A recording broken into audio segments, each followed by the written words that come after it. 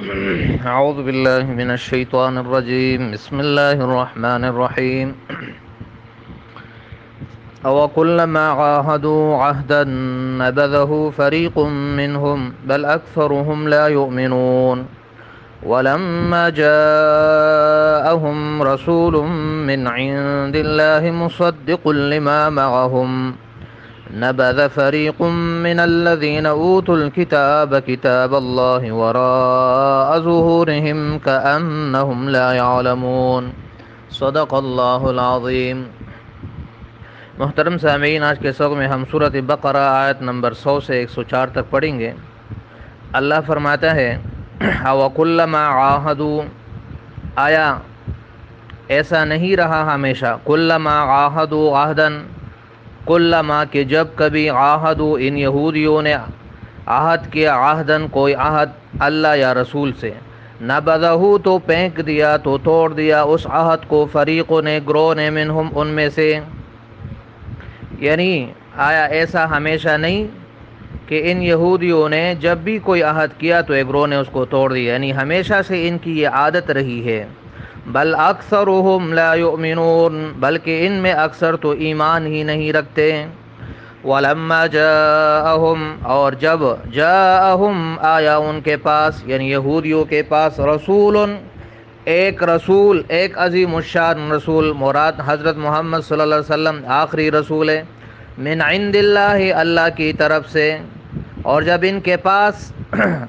اللہ کی طرف سے ایک رسول آیا، یعنی نبی علیہ السلام، مصدق لما معہم، جو تصدیق کرتا ہے اس کتاب کی جو ان کے پاس ہے، نبذا تو پھینک دیا، فریق ایک گروہ نے، من الذین اوتوا الکتاب، ان لوگوں کی جو جن کو کتاب دی گئی، یعنی یہودیوں نے، کتاب اللہ، اللہ کی کتاب کو، یعنی یہودیوں نے پیغمبر کے آنے پر اللہ کی کتاب یعنی تورات کو بھی پھینک دیا، وراء ظہورہم، وراء پیچھے، ظہورہم، ظہور ظہر کی جمع ہے، پیٹھ کو کہتے ہیں، اپنی پیٹھوں کے پیچھے پھینک دیا، یعنی اس پر عمل نہیں کیا، کأنہم لا یعلمون، گویا کہ وہ نہیں جانتے۔ واتبعوا، اور انہوں نے پیروی کی، ما اس جادو کی، تتلو الشیاطین، جو شیاطین پڑھتے تھے، شیاطین جمع ہے شیطان کی، یہاں مراد اس سے سرکش جن ہے، جن۔ واتبعوا، اور پیروی کی انہوں نے، ما اس جادو کی، تتلو الشیاطین، جو جنات پڑھتے تھے، یعنی لوگوں کو سکھاتے تھے اور سناتے تھے، علی ملک سلیمان، سلیمان علیہ السلام کے دور حکومت میں۔ سلیمان علیہ السلام بھی بنی اسرائیل کا پیغمبر ہے اور بہت عظیم پیغمبر ہے، اللہ نے ان کو ہواؤں پر، جنات پر، شیطانوں پر اور بہت ساری چیزوں پر، ساری دنیا پر حکومت عطا فرمائی۔ یہ داؤد علیہ السلام کا بیٹا ہے۔ وما کفر سلیمان، اور سلیمان علیہ السلام نے کفر نہیں کیا، یعنی جادو نہیں کیا، کیونکہ جادو کفر ہے۔ ولکن الشیاطین کفروا، لیکن شیطانوں نے کفر کیا، یعنی جادو کیا، یعلمون الناس السحر، کہ وہ سکھاتے تھے لوگوں کو جادو۔ وما انزل، اور انہوں نے پیروی کی، ما اس جادو کی، انزل جو نازل کیا گیا تھا، علی الملکین، دو فرشتوں پر، ملکین ملک کی تثنیہ ہے، دو فرشتوں پر، ببابل، بابل شہر میں، بابل اس کا پرانا نام بیبلون تاریخ میں ہے اور آج کل اس کا نام ہے عراق، بابلون یا بابل شہر میں، ہاروت و ماروت، کہ وہ دو فرشتے ہاروت اور ماروت تھے۔ وما یعلمان، اور وہ دونوں فرشتے نہیں سکھاتے تھے جادو، من احد، کسی کو بھی، حتی یقولا، یہاں تک کہ کہہ دیتے، انما نحن فتنۃ، کہ یقیناً ہم تو ایک آزمائش ہے، فلا تکفر، پس تو کفر نہ کرو، یعنی جادو نہ سیکھو۔ فیتعلمون، پس پھر بھی لوگ سیکھنے لگے، منہما، ان دونوں سے، ما وہ جادو، یفرقون به، کہ تفریق اور جدائی کرتے تھے اس کے ذریعے، بین المرء و زوجہ، آدمی اور اس کی بیوی کے درمیان، میاں اور بیوی کے درمیان۔ وما ہم، اور نہیں تھے وہ، بضارین، وہ جادوگر، بضارین، کسی کو ضرر، بضارین ضرر دینے والے، ضارین ضار کی جمع ہے، نقصان دینے والا، ضرر دینے والا، اور نہ تھے وہ جادوگر ضرر دینے والے، نقصان دینے والے، بھی اس جادو کے ذریعے، من احدن کسی کو بھی، الا باذن اللہ مگر اللہ کے حکم سے، یعنی جادو کے اندر تاثیر اللہ نے رکھ دی ہے،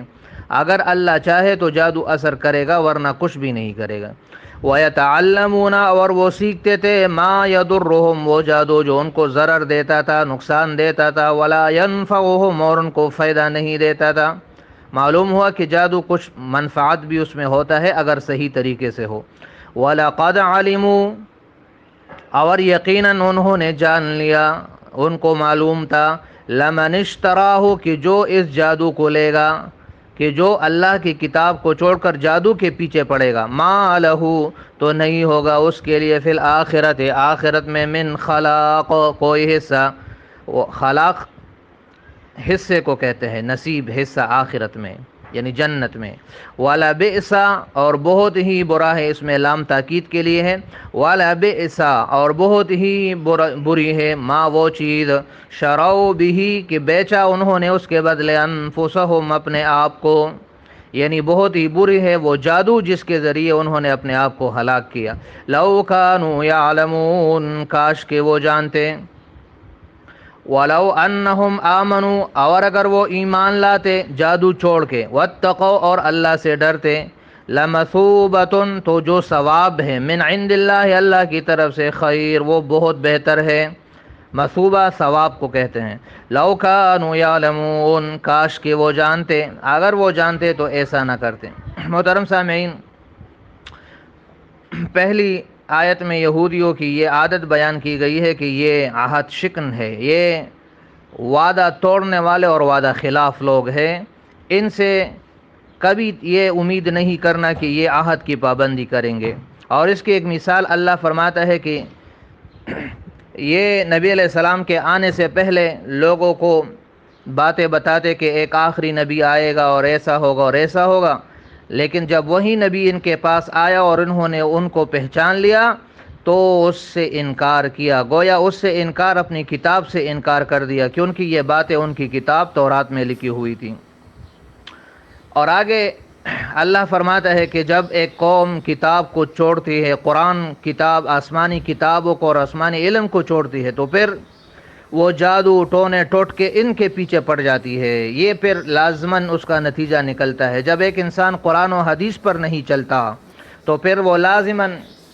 اپنے مقاصد اور اپنے خواہشات کے حصول کے لیے کسی اور طرف جائے گا، اور پھر اس کے لیے سامنے جادو اور ٹونے اور ٹوٹ کے یہی چیزیں رہ جاتی ہیں۔ جیسے آج کل اکثر مسلمان انہی کے پیچھے لگے ہوئے ہیں، قرآن و حدیث کو چھوڑ کر جادوگروں اور عاملوں اور ماہرین جنات وغیرہ کے پیچھے پڑے ہیں، جو ان کو غلط طریقے اور غلط قسم کے خلاف شریعت اعمال دکھاتے ہیں اور ان کے مال کو ہڑپ کرتے ہیں، اور اس طرح ان کی دنیا اور آخرت دونوں برباد کرتے ہیں۔ تو ایسے یہودی بھی ہو گئے۔ تو آگے اللہ فرماتا ہے کہ انہوں نے اللہ کی کتاب کو چھوڑا اور اس کے بجائے شیطانوں اور جنات نے جو لوگوں کو جادو سکھایا تھا وہ ان کے پیچھے پڑ گئے، اور پھر اپنے اس جادو کے جواز میں کہنے لگے کہ یہ تو جائز اس لیے ہے کہ سلیمان علیہ السلام نے جو اتنی حکومت کی، اس کا راز بھی یہ تھا کہ وہ بھی نعوذ باللہ ایک جادوگر تھے۔ اور پھر دو فرشتوں کا نام بھی لیتے تھے، ہاروت اور ماروت کے، وہ بھی لوگوں کو تو جادو سکھاتے تھے۔ تو یہ غلط کام کو جائز کرنے کے لیے اس جادو کی نسبت اللہ کے مقدس فرشتوں اور پیغمبر کی طرف کر دی، جو سراسر کفر ہے۔ اس طرح آج کل یہ جادوگر یا یہ غلط قسم کے لوگ یہ بھی اپنے اس غلط کام کو جائز کرنے کے لیے مختلف قسم کے سہارے لیتے ہیں اور نیک لوگوں کی طرف اس کو منسوب کرتے ہیں۔ ہاروت اور ماروت کے متعلق ان یہودیوں نے ایک قصہ بھی مشہور کر رکھا ہے، جو مسلمانوں میں بھی پھر مشہور ہوا زہرہ کے نام سے، کہ یہ دو فرشتے آئے، انہوں نے زہرہ کو دیکھا جو ایک طوائف تھی، وہ ناچ رہی تھی، ان کو پسند آ گئی، انہوں نے اس سے خواہش کا اظہار کیا، انہوں نے انکار کیا، پھر ان کو کہا کہ یہ لڑکا ہے، اگر اس کو قتل کرو تو ہم تمہاری بات مان لیں گے۔ تو فرشتوں نے کہا کہ نعوذ باللہ یہ تو گناہ ہے۔ پھر انہوں نے اس کو کہا کہ بت کو سجدہ کرو، تو اس سے بھی انکار کیا۔ پھر اس سے کہا کہ اچھا یہ شراب پی لو، تو وہ شراب انہوں نے پی لی، اور پھر شراب کے نشے میں اس بت کو سجدہ بھی کیا اور لڑکے کو مار دیا، اور اس زہرہ نامی طوائف کے ساتھ انہوں نے بدفعلی کی اور گناہ کا کام کیا۔ اور زہرہ نے ان سے اسم اعظم سیکھ لیا اور وہ آسمان پہ چلی گئی، اور اب زہرہ ستارہ یہ وہی زہرہ ہے، اور یہ دو فرشتے اس گناہ کے پاداش میں ان کو ایک کنویں میں لٹکا دیا گیا جو قیامت تک ہے۔ تو یہ سراسر جھوٹ ہے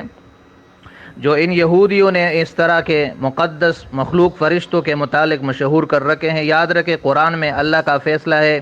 کہ فرشتے لا یعصون اللہ ما امرہم ہے، وہ اللہ کے کسی حکم کی نافرمانی نہیں کرتے، وہ اللہ کے تابعدار مخلوق ہے، وہ گناہ کو جانتے ہی نہیں۔ تو یہ اس طرح اپنے غلط چیزوں کو ثابت کرنے کے لیے اس طرح کے واقعات انہوں نے مشہور کیے جو مسلمانوں میں بھی مشہور ہوئے۔ تو یہ واقعہ آپ کو اس لیے بتا دیا کہ آپ کے ذہن میں اگر اس کے متعلق کچھ اس طرح ہو تو وہ صاف ہو جائے کہ یہ فرشتے اللہ نے بھیجے ضرور تھے بیبیلون شہر میں، عراق میں، لیکن